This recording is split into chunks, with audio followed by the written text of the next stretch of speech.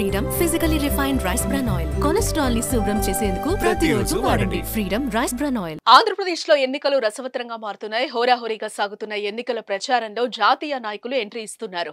ఈ నెల 7, 8 తేదీల్లో ప్రధాని మోదీ 3 పార్లమెంటు స్థానాల పరిధిలో ప్రచారం చేయనున్నారు.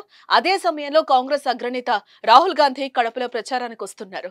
షర్మిలకు మద్దతుగా ప్రచారం చేయనున్నారు.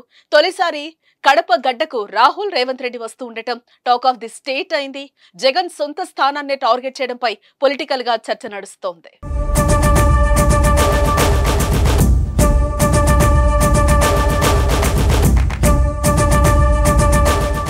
ఎన్నికల్లో కడప రాజకీయం కాకరేపుతోంది. సీఎం జగన్ ను కార్నర్ చేస్తూ షర్మిల ఇప్పటికే రాష్ట్ర వ్యాప్తంగా ప్రచారం చేస్తున్నారు. కడప నుంచి అవినాష్ పైన షర్మిల కాంగ్రెస్ పార్టీ ఎంపీ అభ్యర్థిగా బరిలో ఉన్నారు.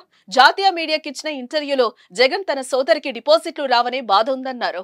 టీడీపీ అధినేత చంద్రబాబు ట్రాప్ లో షర్మిల ఉందని జగన్ ఆరోపించారు. చంద్రబాబు, రేవంత్ చెప్పినట్లుగా షర్మిల నడుచుకుంటున్నారని చెప్పుకొచ్చారు. ఇన్ని పరిణామాల మధ్య కడపలో షర్మిలకు మద్దతుగా కడపలో ప్రచారానికి కాంగ్రెస్ ముఖ్య నేతలు వస్తున్నారు.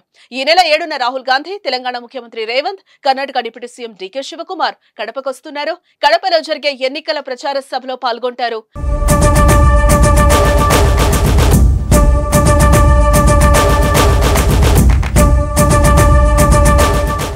ఏపీలో జగన్ లక్ష్యంగా కాంగ్రెస్ రాజకీయం చేస్తోంది. ముఖ్యమంత్రి జగన్ సొంత జిల్లాలో జగన్ సోదరికి మద్దతుగా కాంగ్రెస్ నేతలు తమ ప్రచారంలో ఏం చెప్పబోతున్నారనేది ఇప్పుడు ఉత్కంఠను పెంచుతోంది. బీజేపీతో జతకట్టిన చంద్రబాబు పైన రాహుల్ స్పందించే అవకాశం ఉందా? వివేక హత్య గురించి రాహుల్, రేవంత్ స్పందిస్తారా లేదా అనేది కాకరేపుతోంది. అయితే వైఎస్ పేరు సిబిఐ ఛార్జ్ షీట్ లో చేర్చడం పైన వైసీపీ నేతలు కాంగ్రెస్ ను టార్గెట్ చేస్తున్నారు. దీంతో ఈ అంశం పైన కడప వేదికగా రాహుల్ స్పందిస్తారనే అంచనా పార్టీ నేతల్లో అయితే కనిపిస్తోంది.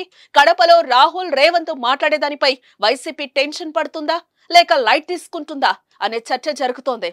చూద్దాం మరేం జరుగుతుందో.